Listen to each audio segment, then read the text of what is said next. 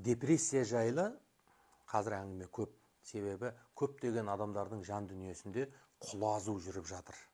Біреу досынан көңіл қалады, отбасында қиыншылықтарға ұшырап жатады, немесе кәсібінен ажырайды, кредитқа кіріп кеткен, соның қалай құтылу жолын таппай депрессия болып жатады. Бірақ бір дүние бар. Шын Құдайға берілген, Алламен байланысы биік дәрежеге жеткен адамда еш уақытта толыққанды күйзелтіп жіберетін депрессия болмайды. Неге? Пайғамбарымыз Мұхаммед саллаллаху алейхи вассалам шынайы мұсылманның халі қандай керемет деп айтқан екен. Себебі оның басына қандай да бір жақсылық келсе, ол сол үшін Аллаға мақтау айтып, шүкіршілік жасап, сауап алып кетеді. Оның басына қандай да бір қиыншылық келсе, ол сабыр қылып, тағы да сауап алып кетеді.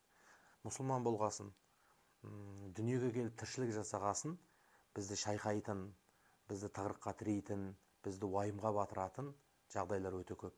Бірақ Аллаға жүрегі байланған, әрдайым Алланың өзіне өте жақын екенін, Құдайдың алдында шамасы келгенінше амалын жасап жүрген адам бәрібір қирамайды, толық оның өмірі тығырыққа тірелмейді.